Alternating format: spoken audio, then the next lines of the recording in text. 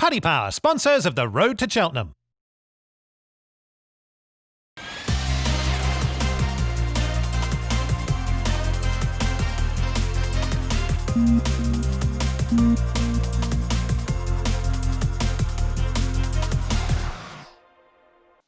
Hello everyone, welcome to Road to Cheltenham. As you can see, it's a very different look and feel to usual for this, our festive show. And that's because I've been contacted by NHS Test and Trace and advised to self-isolate. So I suppose in a roundabout way, we've kept up the racing theme, haven't we? Because in a roundabout way, I've got Dido Harding, the owner of 1998 Gold Cup winner Cool Dawn, to thank for all this. Back then, I was always a strong Promise fan. Shame he could never quite deliver. And if you need that joke explaining, you're watching the wrong show.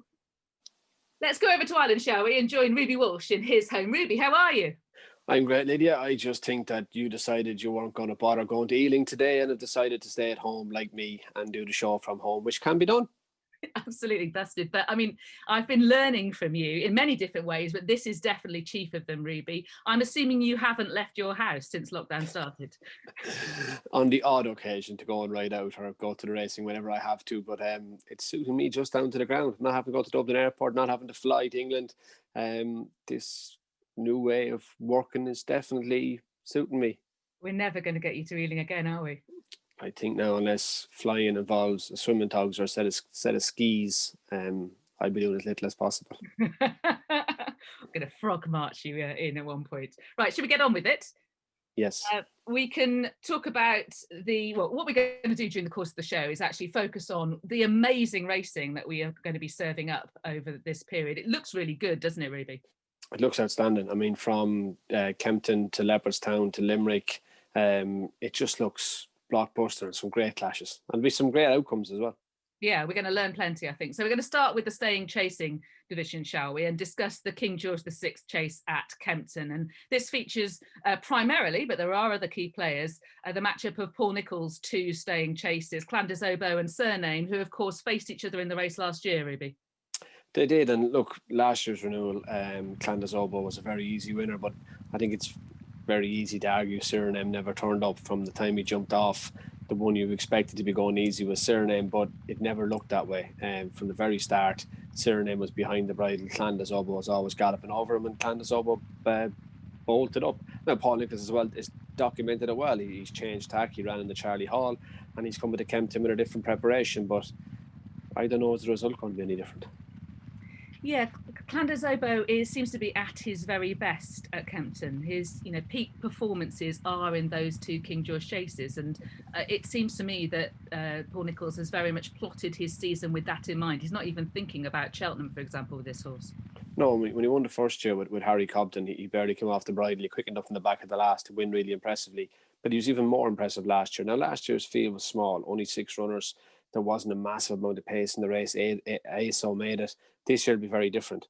But Clanders Oboe has shown, and sometimes when things are right in front of you, you don't see them. But he has shown, as you just said, that Kempton really is his stamping ground. Yeah, it's top class form, those two King George wins. And Sam Twiston-Davies said that he had ringing in his ears as he went out onto the track from Paul Nicholls, try and hold on to him for as long as possible. The race fell apart around him, though, and he had to go on from 2 out. He did. I mean, there was no more he could do. I mean, they'd all stopped all around him, and it's very difficult to slow a horse down in a 3-mile chase. By not committing, you don't go any faster, but you can't keep slowing them down. And Sam just let him coast up the straight, and he bolted in. Now it'll be a different race. You've Vindication, Mona Lee, and you'll have Frodon. So it'll be a very different race, pace-wise and tactically, to the one you ran in last year. Absolutely, bigger field and different tactics. Let's focus on Surname now, shall we? We've seen him this season, and I've talked about how he's being brought carefully, concentratedly, in his best possible game towards the King George. Obviously, last year he was coming off that epic clash with Altior that served them both badly for the rest of the season. This time around is when the Charlie Hall. Yeah, and I think he'd be ridden in a similar fashion. Harry Cobden lined him up a bit on the outside in Weatherby, but that's because he had was perceived to have a tendency to jump right, which he didn't show in Weatherby. He jumped very straight. I think Harry would line him up in a similar position to where he lined him up last year, but he also showed in Weatherby that he doesn't necessarily have to make the running. I thought he settled well enough right beside Right. And he looked like he stayed, but he was always in control of the race. He never had to be extended, and he was never tested as to whether he would stay or not. I think Kempton, King George, it'd be a different ball game. I can't just see him getting all the way to the back of the last fence on the bridle, and that's what he did in Charlie Hall. I agree with you. I think it's going to be a more rigorous stamina test at Kempton. It just tends to be, doesn't it? I mean, usually you don't really tend to get a breather in either. No, and like Bryony will be pretty intent on making it a test of stamina on Fraud onto UC's jumping. Rachel Blackmore knows Mona Lee stays. She's not going to be too far away. And David Bass is most certainly going to press on Vindication, who loves going right-handed as well. So this will be end-to-end. And, King George's are about, it's not about horses quick enough to win. It tends to be about the ones that crack and fall off the back of it. And Kempton is a wonderful track, but the third last, the second last, they're very important jumps. I remember the first time I rode there, I met John Frankham walking the track, and he was explaining to me how important it was to jump the third last well and the second last, and not to commit if you could until you had jumped the second last, because it's so much further from 2 out to the last than it is from 3 out to 2 out. But the King George is about horses dropping off, not horses quickening up. Yeah, who slows down latest, basically. Last. Yeah. Okay, let's talk about Mona Lee, shall we? It's brilliant that there is at least one Irish challenger in the race. I'm so pleased to see it. And Mona Lee is that horse. He is, and he ran really well in last year's Gold Cup. I think if you look at him at the top of the hill, he jumps the 6th last in front, got a bit close to the 5th last, which was crucial because when he missed the 5th last, it allowed Santini and Albu Photo to swoop up on his outside, and he ran out of room when he got to the bend. At Cheltenham, there's pinch points in every tracks, and it's the top of the hill in Cheltenham. And at that bend, if you're on the inside and you're not at least level, if not ahead in front on the horse on your outside, it's a pinch point for those on the inside. And that's what happened to Mona Lee. And he was squares back, never really got out of that pocket again then to get a clear run at them. And eventually got going late on to finish 4th. I think that run, I'm sure Connections and Rachel probably felt a bit unlucky or disappointed after the race. And you can see why when you see what happens to him at the top of the hill. Kempton, not maybe as undulating. The bends probably aren't as not serious but tight, or I don't know what the right way is of describing that, but it's easier to get a flow in Kempton, and that might just suit Mona Lee. I just wondered whether he would be able to hold his position. I mean, it was Santini who had the legs to squeeze him out at the top of the hill at Cheltenham. But it was a really good jump from Santini and a slow jump from Mona Lee, and the momentum was with Santini against Mona Lee. And you're only talking sort of 70, 100 yards from the fence to the bend. And when a horse gets just that bit in front of you, it's hard to get back up there. And I know we're saying quite a slow horse was able to get up on his outside to tighten him. But I just think it was, and that Gold Cup was great to watch the race riding in it all the way from there, how tight every jockey kept it, all aware of how tactical the race had been. And I think Mona Lee, Kempton will suit him. Yeah, it was an exhilarating Gold Cup, and I think that Santini and Mona Lee weren't suited by how the race developed. Mona Lee's jumping when he's under pressure with horses that might be upside him. Yeah, you highlighted this. I had him down as a pretty good jumper, although I do remember him taking a crash and fall with no failure in Leopardstown one day. But usually a good enough jumper. That hadn't really crossed my mind, but I guess when you look back at the Gold Cup, it was a mistake at the 5th last to put him in the wrong place. Yeah, I feel that largely he's got better, but that was a critical error at a critical time in that race. But let's see what happens. Lost in Translation. How about him? Now he's returned in the Betfair Chase. Of course, it was the race that he won last year, one of his better performances, along with the 3rd in the Gold Cup. But he wasn't at the races really at Haydock, and Robbie Power seemed to take a circumspect view. It was over too early. He was turned into the home straight the first time. Bristol in May was obviously on a good gallop in front, and the only horse that could follow him, cope with him, was Clandazoba. Lost in Translation was an also ran even after going a mile. He was struggling that early. He had a cracking run in the Gold Cup. He had a terrible run here last year. He's a bit like the weather. He's just so in and out. We know he's a very good horse, but he's a horse you can really nail your colours to the mast and trust. Not for punters, and Connections are going to support him and follow him, but I think for punters, he's too hard a horse to fancy. Let's put it from the Tizards' point of view. They would say that in last year's King George, there was a breathing issue. You know, the ground was too soft, that it was far too soft at Haydock, and he's better in different conditions. But I would say that even on his best form, a bit like Surname's best form at 3 miles, as opposed to his Ascot form, they've got to improve to beat Clandis-Obeau. I think they do, definitely at Ascot or at Kempton even. Yeah. They definitely do. I mean, Clandis-Obeau's form is, as you said in the beginning of this conversation, is just way above all these other form at Kempton, and the others have to get up to that level. There's no doubt about that. Okay, so it sounds like you're thinking that Clandis-Obeau might be able to win a 3rd King George and emulate the likes of Wayward Lad or Desert Orchid, who went, and Corto Star went on to win 4 or 5. Yeah, he very well could. He very well could. I think to me, if there's one that might be able to turn him over, it could be Monaghan, more so than the others. Okay, and so let's go run with that scenario. What impact does that have on the rest of the season? Thinking about the Gold Cup.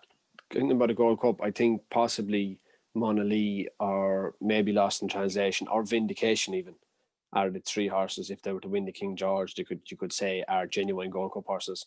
I don't think Clandis-Obeau's not even going to go there, and I think no matter how much you stretch your imagination, can you see Cheltenham getting 3.25 miles up the steep hill in Cheltenham? I don't think you can. And the argument for Lost in Translation being able to see out the Gold Cup this time around, you know, because it was a steadily run race last time, is that just being a year older? Being a year older and maybe Yard's been in better form at the time. I mean, it was well documented that our horses weren't flying last year at Cheltenham, yet he ran an outstanding race. Okay. All right, let's move on to the Savills Chase, which itself looks a fascinating race. There are so many different horses. You've got the old guard, you've got the young pretenders. Let's start with the old-ish guard. The winner of the race last year, Delta Work, also Kemboy in the race. Yeah, and Presenting Percy's the other one. I mean, they all ran in last year's race. Kemboy made the run, and it was a kind of a stop-start race as well. Kemboy made it early and jumped awkward. He jumped really awkward. Now, he was never a brilliant jumper.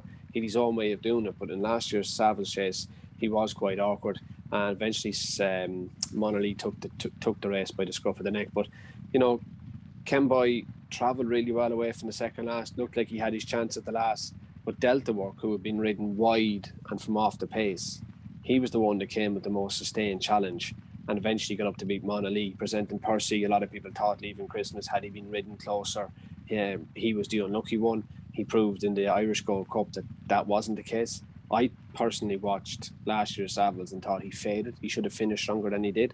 He fell in the Gold Cup. He's come back with a win in Thurles where he beat Kemboy and Monaghan, but he went there with a run under his belt. The other two were first time up. And I don't know. I think it'll be interesting. The guide will be, what does Jack Kennedy ride? Does he ride Delta Work? Does he ride Presenting Percy? I think that'll be the best guide as to which ones are really fancied. And is there going to be any pace? I think Kemboy is the only pace. I think without Monaghan, Manila Indoor would be handy, not necessarily make the running.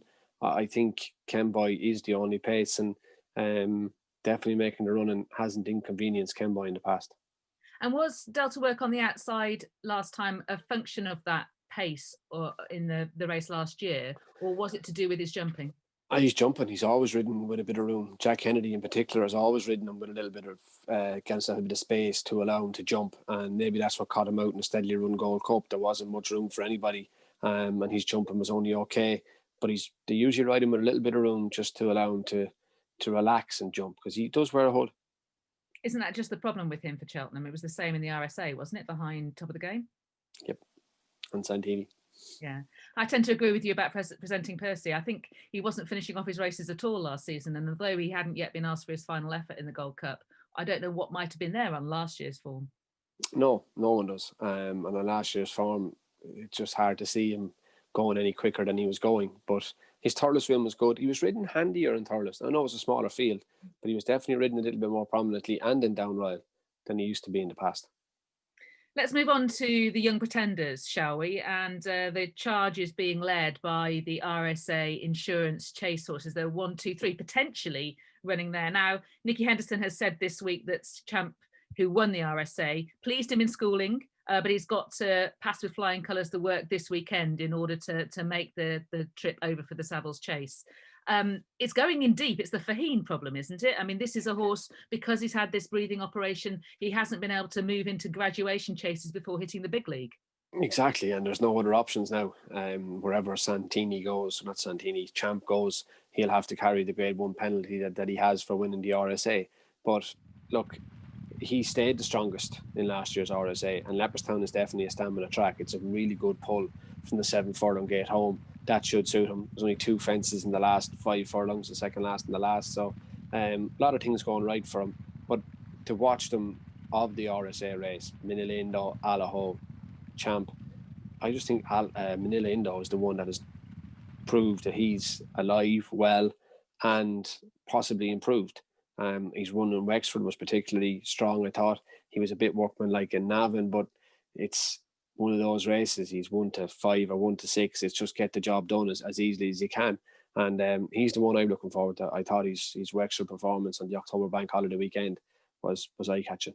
I tend to agree. I think he and Allaho got at it far too far out in the RSA, and that allowed Champ, whose jumping hadn't been the most fluent, to come through and strong late. But Allaho's run in the John Durkin, should we be concerned about that? I think it was too bad to be true, and we couldn't see it. David Mullen said that he made a mistake at the 4th last and a mistake at the 3rd last. But look, he's left in the race. Whether he runs or not right this now, I don't know. But I just wonder about him at 3 miles. I often think maybe is he a horse who might be better suited to a strong 2.5 or 2.5. But look, we'll see at Christmas. Okay, there's another element to the Savills Chase. This is a great race. Horses that are trying the trip potentially for the first time. Sam Crow, possible? Melon, possible? Yeah, and look, they clashed in last year's Marsh Chase, where they both proved that they stayed 2 miles and 5 really, really well, because they kept quickening and they kept Faheen and Mr. Fisher at bay. But it'll be an interesting one. Sam Crow is definitely coming to Christmas this year fresher than he did last year. He'd obviously gone from Down Royal to Fairyhouse where he fell, and then went to Limerick where he disappointed behind Faheen. Whereas this year he's coming from Down Royal straight to Christmas. So 3 miles, he's a former point-to-point winner. It should suit him. He'll have the pace to travel well for a lot of the race and quicken up. Will he get home or not then? Only time will tell. And the same can be said of Mellon, who's a place in the champion hurdle. He'll definitely have the pace to be able to cruise along in this race and quicken up. It's just, can he get home? Mellon ran a cracker behind me in the John Durkin. He finished 3rd. It was a really good start for him. So, yeah, I think there's scope for both. One of them will stay. Which one? I don't know. For me, no, I don't know. Are either real? You have to stay in Leopardstown. Would either be King George horses or Faster Kempton, maybe, at Leopardstown. For both of them, I'd be suspicious. Yeah, I tend to agree. How about a Plutar? Henry de Bromhead, of course, won the Beach Shack on Bessoir at this meeting over 2 mile 1 last year. He's now thinking about stepping that horse up in trip for the Savills. Yeah, there is no 2.5 mile option in Leopardstown at Christmas, or in Ireland at Christmas. So it's 2 miles or 3 miles, and it looks like a Plutar is going to go to 3. The last time we saw him over 3 miles was in Punchestown, admittedly after he'd won the novice handicap chase in Cheltenham, going right-handed, and his form is much lesser or lower going right-handed than it is left. But he faded badly behind Delta Work, and Delta Work routed him on that occasion. So there's definitely a question mark to answer. The way he jumps screams to me like he wants to be going a bit further. He was only a 5-year-old the last time we saw him over 3 miles. He's older now. He's stronger. He kept going well in the Ryanair. Yeah, I'd be willing to give him another shot anyway. Okay, same scenario then as for the King George. Who are you envisaging triumphing here in the Savills Chase, and what implication do all of those runs have for the Cheltenham Gold Cup, the Ryanair, other targets later in the season? I think there's a lot of potential Gold Cup horses in the Savills. I think there's 3 potential Gold Cup horses in the King George, and you're looking at either any of them being in the first 2 to be considered Gold Cup horses. I think in the Savills, the first 4 could end up in the Gold Cup, or 5 even. I think it's a really strong renewal, and Champ is first time up, so you're going to, you can probably think, well, if he runs in the money, he could improve. I think Manila Indo, Kenboy, Delta Work, he's a bit to prove at Cheltenham. Presenting Percy, if he was to go and win, you're thinking, yeah, he's the Gold Cup horse we always thought he was. So as a Gold Cup guide, I think the Savills could be more enlightening. Yeah, I tend to agree with that, and I'm kind of looking towards the young guard coming up, the likes of Champ running promisingly, or Manila Indo backing up what he's done so far. Of course, the reigning Gold Cup champion is sitting in his box, stuffing himself with chocolate and watching Die Hard this Christmas. as he did last Christmas and the Christmas before, come to think of it. He's going to Tramore on New Year's Day. He's in great form. He's in full work. And I think Willie Mullins is a creature of habit, and that's where Alboon thought it was going. It is a shame. It is a shame we don't see him more often, isn't it? Is it a shame? Yeah, possibly. But I think when you have or had as many runners up in Gold Cups as Willie Mullins has had, when you've come across a horse that's 1-2 and you've found a path of how to get him there and win them, I think you stick to it. Okay, the human psychology aspect, I see that. It's all the same really for everybody, isn't it? Right, week 4 poll results. We asked, Ruby, is Santini now a totally lost cause for this season's Gold Cup? You argued he was. I argued he wasn't. Finally, yes. Yeah, I want to run around the room. It's not a very big room, so it'll be fine.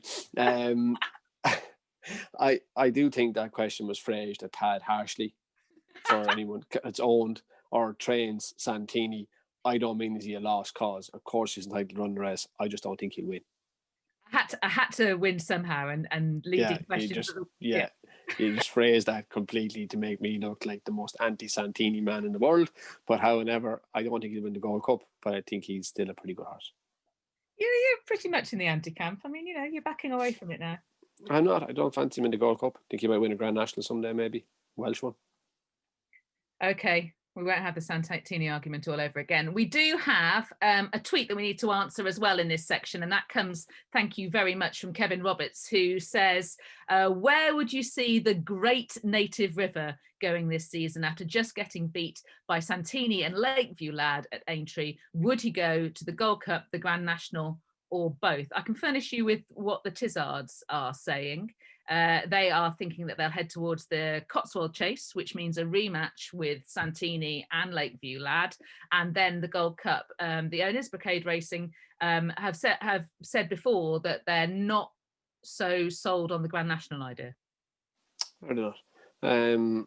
I thought he'd go to the Denman, considering he's won the last 2 renewals, but he's going to go to the Cotswold Chase and the Gold Cup. And I think horses like Native River are a great addition to a Gold Cup. Guarantees you pace. Can you win it? I don't think so, but it guarantees you an end-to-end Grand National or a end-to-end Gold Cup. And that'll be a big plus for the rest. Yeah, absolutely. That's what I think he is going to bring to the table, and he's a superb horse. It was great to see Native River back at Aintree. So those are our thoughts on the key staying chases over the Christmas period. Really interesting races for different reasons in different ways, the King George and the Savills Chase.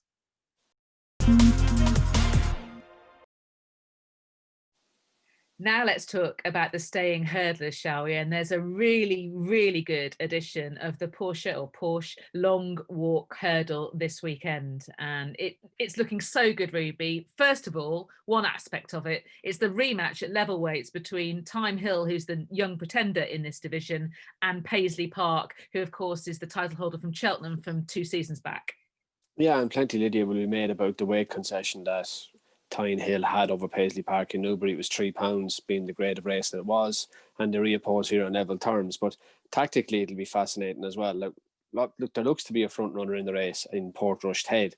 Obviously, Newbury, there was no pace. They lined up, no one wanted to go on. It was a very slow race. Time Hill raced a bit keenly, and I think got in control of the race eventually, Time Hill. But because Paisley Park always settles, there's no inconvenience to him if they go fast or slow. He just always lobs along. He's the ideal style of running for a 3 mile hurdler. But I think more pace would suit Tyne Hill. It'll enable Richard Johnson to settle him a bit better. But the 3 mile start in Ascot is also tricky because you run down to Swindley Bottom first. The start is downhill, and it's always hard to settle a horse running downhill.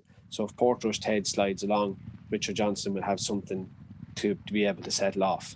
And I could see him riding Tyne Hill pretty similarly, as in close to the pace, and in an ideal world using Portrush Head to be able to settle behind. It could be, I think, and we'll come back to how the potential running of this race has changed from the entry stage to the declaration stage, potentially. But it could be that Richard Johnson ends up in the absolute ideal position, couldn't it?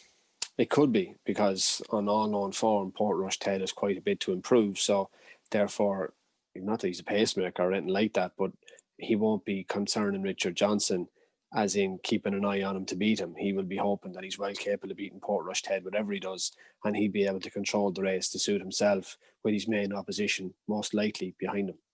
Yeah, so if you're Aidan Coleman on Paisley Park, you've got a horse. You know you've got a horse this time round. Would there have been in any sense that he would have been being careful in the long distance hurdle because Paisley Park, the last time we rode him, had a fibrillating heart?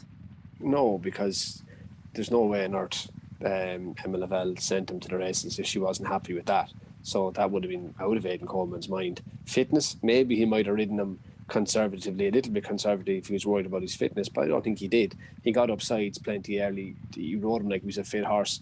We know Paisley Park likes to come at horses anyway. He's not a horse that has always, I know in the past he's had to be ridden a bit handier, but he's definitely better when he's running at horses rather than when he's in front waiting on horses. So I don't think Aidan will change too much. I think if Richard Johnson goes forward, Aidan Coleman will think that will suit him, whereas Richard Johnson will also be thinking, I can control it from here too. Yeah, and he can control it, and it may not be the strongly run race that I was imagining it was going to be, because you mentioned Portrush Teddy's novice pace angle. There is the World's End, who has often been at his best when dominating, but he's having his first start for Ollie Murphy, and he can be ridden in a different way. I was really counting on Lil Rockefeller being there to ensure that that gallop was end to end with, pushing Portrush Ted and maybe taking over if he can't carry on. Yeah, but obviously Portrush will most likely go early, but what he does in the middle part of the race without Lil Rockefeller, he'll be able to slow it down. Whereas if you had Lil Rockefeller in there, he will keep the pressure on through the second mile, and therefore it turns into a real test, whereas this race could slow down in the middle mile. And I think that'll suit Richard Johnson. He'll allow Portrush Ted to slow down, and he'll just stay sitting behind him. So what's Aidan Coleman do? Does he go then and try to push Richard Johnson? He risks committing himself too soon as well. So it's kind of a chicken and egg situation. Absolutely. I think it's a different type of race to the one I was anticipating. I thought it was going to be an end-to-end examination of Time Hill's stamina. I know that sounds odd, but it wasn't a strongly run end-to-end gallop in the long distance hurdle, and it wasn't in the Albert Bartlett either. So whereas we know that Paisley Park can deal with that kind of scenario, we didn't yet absolutely know that about Time Hill, and we may not know it after Saturday either. We may not, but it was his Cheltenham hurdle run last year that to me said looks like a horse that wants to go further. That was an end-to-end kind of a race, and he ground it out. And I think if you're getting that trip in Newbury at that time of the year, you would generally want a bit quicker when it would dry up in the spring. So I don't worry about Paisley Park in that kind of race. Or not Paisley Park, Time Hill. I'm a Time Hill fan, and I think he'll win again. Yeah, you were last season as well. You put him up for the Albert Bartlett, didn't you? Really just early on. Just didn't happen for him. No bets so far this year, Ruby. What's going on? No, I missed the 7-2 on Epitante. I mentioned her the first week and didn't put it up, so I'm still licking my wounds over that. I haven't quite got over it yet, Lydia. Mentions don't count. I know, and I can't get over it. I just it's scarred me for the time being. Back to the long walk. There are some other interesting players, aren't there? The really progressive Main Fact and a massive day for the conditional Fergus Gillard. Huge day for him, and he's crept up the ratings. He still has a bit to find with the big two in the race. He's coming from off the pace to win in Haydock. He's the real rag to riches story, and there'll be a lot of people shouting for him on Saturday. But it's still a huge step from handicaps to Grade 1. Grand Cru won the very same race years ago. Now, I know he had to cater with big bucks, but when he stepped up to Grade 1 level, he just couldn't cope with big bucks. And he was a runaway winner of the race in Haydock. I don't think Main Fact was, and I think it'll just be a bit much for him, to tell you the truth. I'm fascinated with Roxana being in the race as well, because I think that 3 Mile is much more her thing. What do you think? Yeah, she stays well. I suppose her best run is probably a run in Aintree, with if the calf's fit and Apple's Shade. That's probably form wise on the day. It was a really strong race. She was a lucky winner of a mare's hurdle. She was good in her last start. I think, though, I'd be disappointed with the 2 geldings if they couldn't beat her, even giving her £7. Okay, I think she adds an interesting dimension. I imagine that the Skelders are probably thinking about going back to Liverpool for the Liverpool hurdle in the latter part of the season. But this is an interesting dimension. Another one is provided by Thistlecrack, the 12-year-old Thistlecrack, who we haven't seen since last season's long distance hurdle, where he gave Paisley Park something of a fright on his seasonal debut. But sadly, he got a setback when he was being trained for last season's King George. Yeah, he did, and what are we expecting from Thistlecrack? He's 12 years of age. In a fortnight's time or a week's time, he's going to be 13. What are we thinking? If he could run third or fourth, is it a cracking run? It probably is. He's a great horse, and it's great to see him. But when you're looking at trying to piece this race together and looking for the winner, does Thistlecrack come into your equations? No, no, probably not on balance, but I am aware that he is a top class horse who is top class over fences and hurdles. And there's always the possibility that there could be a final hurrah. Certainly, I think he adds to the race hugely. Yeah, potentially for me, I'll have to see it.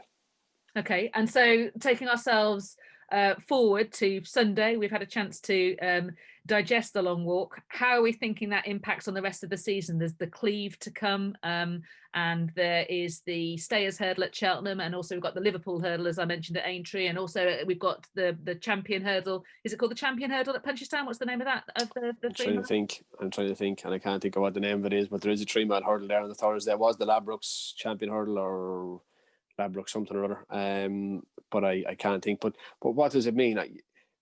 It's likely you'll see Time Hill and Paisley Park reopposing the Cleeve hurdle, and then you'll throw in whatever Irish horses you have come the Paddy Power Stayers hurdle, Sire de Burley, Fury Road, whatever it may be in Ireland. So I think this is round 2 of Paisley Park and Time Hill. I think round 3 could be the Cleeve, and round 4 will be the Stayers hurdle. I love it when that happens, don't you? When you have horses reopposing in different scenarios all steadily through the season. You do. You just don't want one to trounce the other on Saturday. You almost want one to have an excuse or a reason to go back and try again the next day. But there is, I mean, the flip side to that is there's probably is nowhere else for those horses to go. I mean, they don't have options. It is the staying route. It is the staying route, and obviously and it's quite tested on horses 3-mile hurdles, but with that few jumps less to jump and being the smaller jumps, they tend to last a bit longer than chasers as well. Of course, there's an interesting clash in Ireland as well in this division over the Christmas period, and that's for the Christmas hurdle over 3 miles. And interesting from Gordon Elliott, he tested the water for the long walk. He had Sire de Burley entered in it. He's taken him out at the declaration stage. I think he'll have been frustrated probably about how competitive it was, because obviously he's got Fury Road back at home as well, who's entered in the Christmas hurdle. Yeah, he will, but I guess when you watch the race in Newbury, the long walk was going to be a cracking contest. You were going to have Paisley Park and you were going to have Time Hill. So for Gordon, it's take on one of his own in Leopardstown or take on 2 strangers in the UK. So it kind of always looked obvious to me that he would go to Leopardstown. And, we highlighted it here last week or the week before even how strong the Pertemps final was last year, the form of it with the storyteller. And I was really impressed with Sire de Burley in the Lismore hurdle.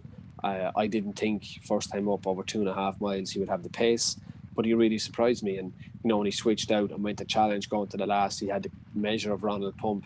When he jumped by Ronald Pump at the last, Ronald Pump ended up on the floor. Ronald Pump has still since gone to Fairyhouse and run Honeysuckle quite close. So I would say Sire de Burley, form wise, his form is really strong, and I think he's the main pretender to the English horses.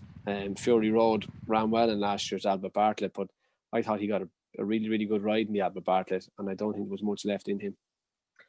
Time Hill was also in the Albert Bartlett. Fury Road finished 3rd, Time Hill was 4th. How would you weigh up their comparative rides? I think Time Hill got caught on the outside of the track, and when they went steady then, it meant with the amount of runners that were still in the race or involved in the race, when you turned to the top of the hill, it forced him quite wide because there were so many horses still involved in it, whereas Fury Road got a much better run, and from the home turn all the way up to the last hurdle, Fury Road never had to stop once. Time Hill had to stop 3 times actually by the time he switched around Fury Road. So I think you can see where the improvement will come for Time Hill with a clearer run and not having to cover as much ground, whereas with Fury Road I don't think he had any excuse. Young horse though, might be some more improvements in him, and he dotted up on his seasonal debut, and he tried to make it interesting with a mistake at the last, wasn't it? It was. He's setting himself a test, can I still win this whilst making a hash of the last? Yeah, I know, and he did win well, and he won in Limerick this time last year, so we know he handles really soft ground. We know he's a horse that can be in form at this time of year, but Sire de Burley definitely jumped onto my radar in the Lismullen and propelled himself in my eyes, into being a graded horse, not just a top handicapper. So you're seeing him winning the Christmas hurdle, aren't you, from the sound of things? Yeah, I am seeing him win the Christmas hurdle, and I think he'll be the main content or the main opposition. Aren't you talking yourself into thinking that, advising a bet on Cider Burley before the Christmas hurdle because he's going to be shorter afterwards? Quite possibly, but I'm also a Time Hill fan, so I'm kind of torn there, Lydia. You don't have to bet if you don't want to. You do know that, don't you? Oh, I absolutely do. I'm a massive advocate of watching races without having a bet. But, I just want you to, stick your neck out occasionally. That's the reason I'm asking. That's all. I will, don't worry. Still waiting.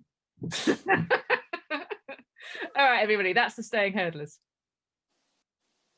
Right, we're going to have a quick chat about the juveniles, and that's prompted by your tweets to us. Thank you very much. First of all, we go to Jimmy Nolan, who says, I have a very keen breeding interest in Montmiral, now rated 143. What are your thoughts? Does it seem high?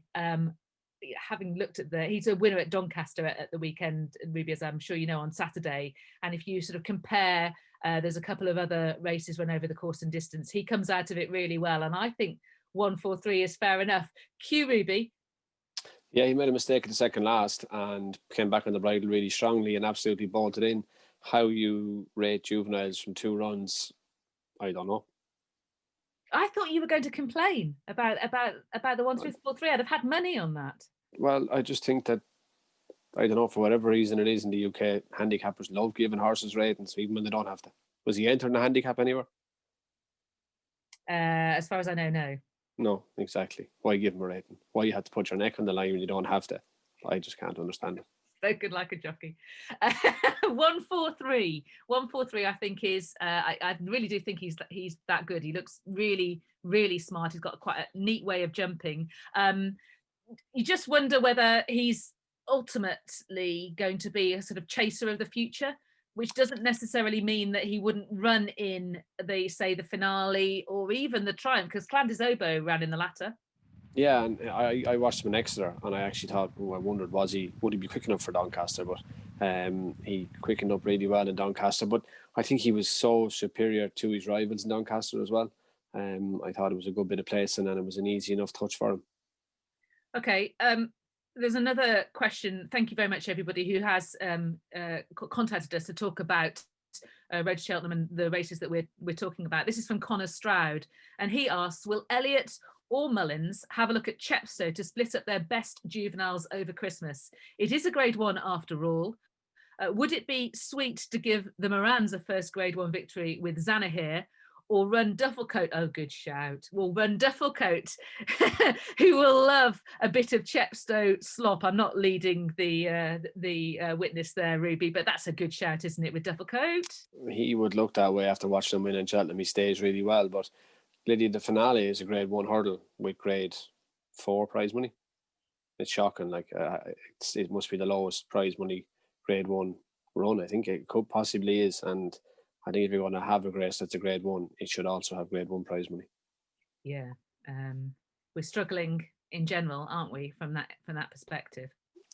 Yeah, I know we are, but look, that might mean a lot to the breeder of whatever wins the finale, that the mare they have at home now has a Grade 1 winning son or daughter. But for owners too, if you strive to buy horses to be Grade 1 winners, you should surely be getting the equivalent prize money as well. Yeah, that's a whole other conversation. I'm going to have to move you on to Nassalam. I'm sorry. This horse has won twice at Fontwell by ridiculous margins. And I'm really grateful to Hayley Moore, who has sent through this footage of him at the yard this morning. Hard to really peg him at the moment, apart from he looks like he's got a lot of ability. He's not got a rating as well, no? Surely he has. Came from Guillaume McClare's, has won by the best part of a furlong on both occasions at Fontwell. And as you say, hard to peg him, but looks a really, really exciting horse. Same owners as Both Hawks has, or Ha, and looks a really exciting horse. Yeah, and the Moors, they do seem to have committed to the finale, which is a race they like. So that could well end up being quite a decent race, as it often is. Over in Ireland, you've got the Knight Frank. I always get those two names the wrong way around. Is that the right way around? It is Knight Frank. It's a company in Dublin, and it's a Grade 2. worth a good bit more than the Grade 1 in Chepstow, and Don't rub it'll it be a in. really good race. I think from reading Gordon Elliott, Quick Sidious looks like the horse he's going to send her.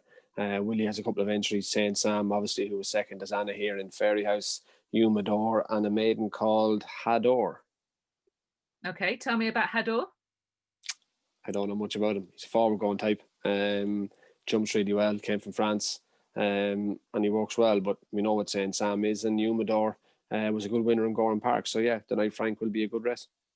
Yeah, we saw Umdor's form represented by Complete Fantasy and Tagari at the weekend, didn't we? And they were both beaten at Fairy House.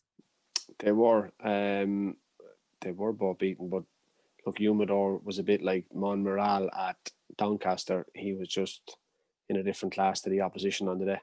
Yeah, okay, I can buy that. I don't think he's achieved quite as much as Montmiral. No, he hasn't. But it's just versus the opposition, he hasn't achieved as much as Monmoral. I'm not saying for 1 minute going to suggest that, but I do think when you are the best horse in the race by a long way, you can only but win. Quilixios, I really liked his neat jumping when he won, but this is going to be a tougher assignment for him as well if he does turn up. Yeah, it will, but he has a bit of experience, and as you said, he's a good jumper. Stayed well and down royal, so the stiffer track in Leopardstown should suit him too.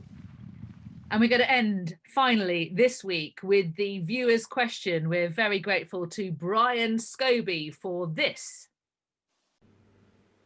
Hi there, my question for Lydia and Ruby is, when hurdles have to be admitted due to the low sun, why can they not just take the hurdles out so that the runners can go straight through, thus avoiding the sort of chicane situation which we had at Cheltenham on Saturday? Surely it would be better for that. They seem to be able to take them out for bumpers, so why did they not take them out on Saturday?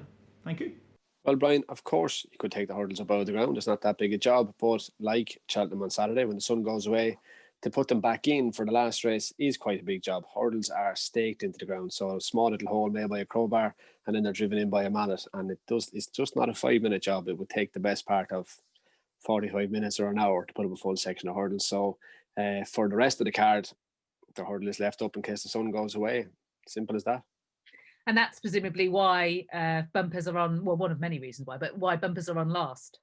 And not first, yeah. It's a bigger job than you think. You can't just dig a hole and put a hurdle into it because it won't stand in it. Then you see hurdles falling over and falling down, and no one likes to see that either. And hurdles that fall actually encourage the horses behind to jump lower, and they create more falls.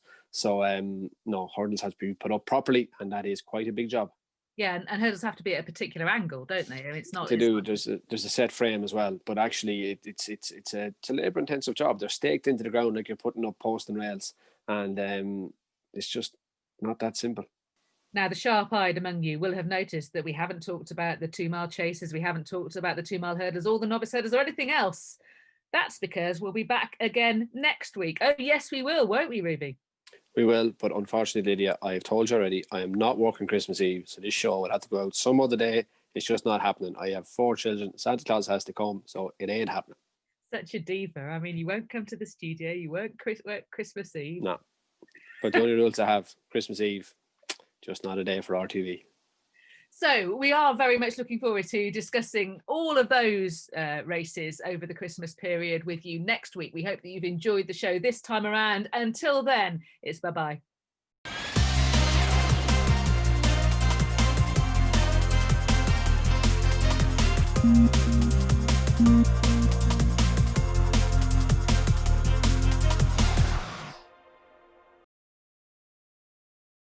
Paddy Power, sponsors of the Road to Cheltenham.